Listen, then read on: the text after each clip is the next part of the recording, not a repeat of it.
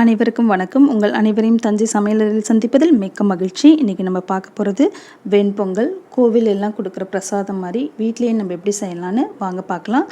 அதுக்கு முன்னாடி நம்ம சேனல் இது வரைக்கும் சப்ஸ்கிரைப் பண்ணாதவங்க சப்ஸ்கிரைப் பண்ணிக்கோங்க. நம்ம இப்போது வெண்பொங்கல் பண்ணுறதுக்கு ரைஸ் எடுக்கிறோம். அதோட மெஷர்மெண்ட் எப்படி பண்ணலான்னு பார்க்கலாம். இப்போ நான் டம்ளரில் தாங்க எடுத்திருக்கேன். டம்ளரில் ஒரு டம்ளர் நம்ம ரைஸ் எடுக்கிறோன்னா இப்போ நான் மெஷர்மெண்ட்டில் 1/4 டம்ளர் காட்டுறேன் பாருங்கள். அந்த அளவுக்கு நம்ம பாசிப்பருப்பு எடுத்துக்கலாம். நான் ஒரு டம்ளர் அரிசிக்கு 1/4 டம்ளர் பாசிப்பருப்பு. இதுவே நீங்கள் கிலோ கணக்கில் பண்ணணுன்னா 1 கிலோவுக்கு 1/4 கிலோ பாசிப்பருப்பு போட்டிங்கன்னா சரியாக இருக்கும். இல்லை எனக்கு பாசிப்பருப்பு கொஞ்சம் ஜாஸ்தி வேணும்னாலும் நீங்கள் ஜாஸ்தி போட்டுக்கலாம். ஆனால் எனக்கு தெரிஞ்சு இது ஈக்குவல் மெஷர்மெண்ட்டாக இருக்கும் பொங்கலுக்கு. இப்போ இருக்கிற பேச்சுலர்ஸ், நியூலி மேரிட் அந்த மாதிரி இருக்கிறவங்களாம் ஓரளவுக்கு டம்ளர் சைஸில் தான் செய்வாங்க. அதுக்கு இது யூஸ்ஃபுல்லாக இருக்கும்னு நினைக்கிறேன். அதனால் நான் டம்ளர் மெஷர்மெண்ட்டு தான் காமிச்சிருக்கேன். பாருங்கள், நான் இப்போ 1/4 டம்ளர் அளவுக்கு பாசிப்பருப்பு எடுத்திருக்கேன். இதை நம்ம குக்கரில் சேர்த்துட்டு கொஞ்சமாக லைட்டாக ட்ரை ரோஸ்ட் பண்ணிக்கலாம்.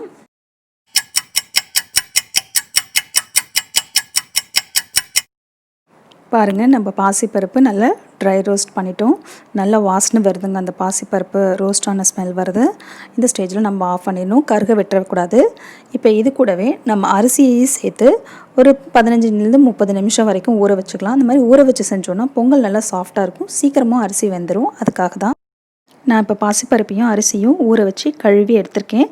அது மாதிரியே நீங்கள் எடுத்துக்கோங்க. இல்லை எனக்கு டைம் இல்லை அப்படின்னு சொன்னால் நம்ம வாஷ் பண்ணிவிட்டு மட்டும் டேரெக்டாகவே குக்கரில் வச்சு விசில் விட்டுக்கலாம். ஒரு விசில் எக்ஸ்ட்ரா விட்டுட்டா நல்லா சாஃப்டாக வெந்துருங்க. இப்போ நம்ம பாத்திரத்துக்கு ட்ரான்ஸ்ஃபர் பண்ணிட்டோம். நம்ம இப்போது பொங்கலுக்கு தண்ணி வைக்கணும். நம்ம எடுத்த டம்ளரில் 1/4 டம்ளர் நம்மளோட அரிசி, 1 டம்ளர் பாசிப்பருப்பு, 1/4 டம்ளர், 1/4 டம்ளர் இருக்குது. ஸோ நம்ம 2 டம்ளர் தண்ணி வைப்போம் ஜென்ரலாக அரிசி வேகிறதுக்கு. பொங்கலுக்குன்னா இன்னும் ஒரு 1/4 டம்ளர் எக்ஸ்ட்ரா வைக்கலாம். ஸோ நம்ம 3/4 டம்ளர் இப்போ தண்ணி வைக்க போகிறோம். நீங்கள் 4 டம்ளர் கூட தண்ணி வச்சுக்கலாம். அப்போ தான் பொங்கல் நல்லா குழைய வேகும். ஆனால் நம்ம இப்போ குக்கருங்கிறப்ப என்னாகும், பொங்கி பொங்கி எல்லா தண்ணியும் கீழே ஊற்றும். அது வேஸ்ட்டாக தான் போகும். அதனால் நீங்கள் 3/4 அப்படிங்கிற மெஷர்மெண்ட்டுக்கு வச்சுக்கோங்க. அப்போ பொங்காமல் ஊற்றாமல் இருக்கும். நான் 3/4 டம்ளர் தண்ணியையும் ஒரே பவுலில் எடுத்துக்கிட்டேன். இப்போ நம்ம அதை அரிசி கூட சேர்த்துடலாம். இப்போ நம்ம பொங்கலுக்கு தேவையான அளவுக்கு உப்பு போட்டுக்கலாம். இது கூட கொஞ்சமாக நெய் சேர்த்துக்கிட்டிங்கன்னா இன்னும் பொங்கல் சீக்கிரமாகவே வெந்துடும். நம்ம இப்போ குக்கர் லாக் பண்ணிவிட்டு ஒரு 4 விசில் வரைக்கும் 5 விசில் வரைக்கும் கூட வச்சுக்கலாம். அப்புறம் நம்ம எப்படி இருக்குன்னு பார்ப்போம். வாங்க நம்ம பொங்கல் எப்படி வெந்திருக்குன்னு பார்க்கலாம். பாருங்கள், ரொம்பவே நல்லா அழகாக பூ போல் இருக்குது. இதை நல்லா இப்படி மசிச்சு விட்டுடலாம். பாருங்கள், நல்லா வெந்திருக்கு. அதனால் நம்ம கரண்டி வச்சு இப்படி லைட்டாக மசிச்சோன்னா நல்ல பொங்கல் மசிஞ்சு வந்துடும்.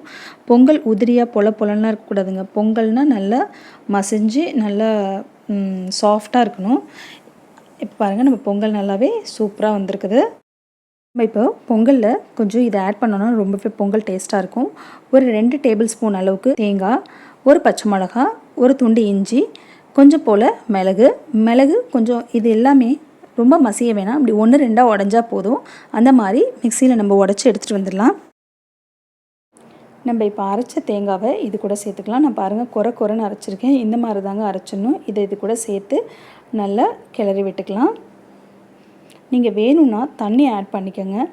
தண்ணி கொதிக்க வச்சுட்டு தளன்னு இருக்கணும் பொங்கல் அப்படின்னா. அப்படி இருந்தால் தான் பொங்கல் நல்லா சாப்பிட்றதுக்கு டேஸ்ட்டாக இருக்கும்.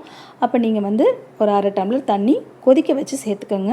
இப்போ நம்ம பொங்கலுக்கு நான் ஒரு 1/2 கிளாஸ் அளவுக்கு ஹாட் வாட்டர் சேர்த்து இதோட நல்லா கிண்டி விடுறேன். இது ஒரு 5 நிமிஷம் சிம்மில் இருக்கட்டுங்க. அதுக்குள்ளாட்டியும் நம்ம தாளிக்கிறதுக்கு ரெடி பண்ணிடலாம். பாருங்கள், இந்த தண்ணியையும் அந்த பொங்கலும் ஒன்றா நல்லா மிக்ஸ் ஆகிடுச்சு. இப்போ நல்லா தளன்னு இருக்குது பொங்கல். இந்த ஸ்டேஜில் நம்ம இதை எடுத்து வச்சுட்டு நம்ம தாளிக்கிறதுக்கு ரெடி பண்ணலாம். இப்போ நம்ம கடாய் வச்சுருக்கோம். அதில் நான் 2 டேபிள் ஸ்பூன் அளவுக்கு நெய் சேர்த்துருக்கேன். உங்களுக்கு வேணும்னா ஆயில் கூட சேர்த்துக்கோங்க. ஆயில், நெய் ரெண்டும் மிக்ஸ் பண்ணி கூட சேர்த்துக்கலாம். இல்லை நெய் வேண்டாம், கொலஸ்ட்ரால் ஃபீல் பண்ணால் ஆயிலில் கூட தாளிச்சிக்கலாம். அது உங்களுடைய விருப்பம். நெய்யில் தாளித்தா தான் பொங்கல் மணமாக இருக்கும். இப்போ நெய் நல்லா சூடாயிடுச்சு. இது கூட நான் சீரகம் சேர்த்துருக்கேன். 1/2 ஸ்பூன் அளவுக்கு மிளகு சேர்த்துருக்கேன். நம்ம ஏற்கனவே மிளகு சேர்த்துருக்கோம். அதனால் நீங்கள் பார்த்துக்கிட்டு சேர்த்துக்கோங்க. இப்போது கொஞ்சமாக முந்திரி சேர்த்துக்கலாம். 2 பச்சை மிளகா, ஏற்கனவே பச்சை மிளகாவும் சேர்த்துருக்கோம். அதனால் இப்போ போடும்போது பார்த்து போட்டுக்கோங்க. கீரி போட்டுக்கோங்க. கொஞ்சமாக கருவேப்பிலை. இது எல்லாத்தையும் நல்லா வெடிக்கிற அளவுக்கு வதக்கிக்கலாம். இப்போ நம்ம தாளித்த ஐட்டமை இது கூட சேர்த்துக்கலாங்க. பொங்கல் கூட ரெடியாக இருக்குது. நம்ம இது எல்லாத்தையும் அது கூட சேர்த்து நல்லா ஒன்று போல் எல்லா இடத்துலையும் வர மாதிரி நெய் கிளறி விட்டுக்கலாம். பாருங்கள், ரொம்ப சாஃப்டாக சூப்பராக இருக்குது பொங்கல். பார்க்கவே ரொம்ப அருமையாக வந்திருக்கு. நீங்கள் இதே மாதிரி செய்து பாருங்கள். நம்ம பொங்கல் ரொம்ப சுவையாக ரொம்ப மணமாக ரெடி ஆயிடுச்சுங்க. கோவில் பொங்கல் மாதிரியே இருக்கும். நீங்கள் இது மாதிரி செய்து பாருங்கள். உங்களுக்கு பிடிச்சிருந்துச்சுன்னா லைக் பண்ணுங்கள், ஷேர் பண்ணுங்கள், கமெண்ட் பண்ணுங்கள். சப்ஸ்கிரைப் பண்ணாதவங்க சப்ஸ்கிரைப் பண்ணிக்கோங்க. உடனுக்குடன் வீடியோக்களை தெரிந்து கொள்ள பெல் பட்டனை ப்ரெஸ் பண்ணுங்கள். நன்றி.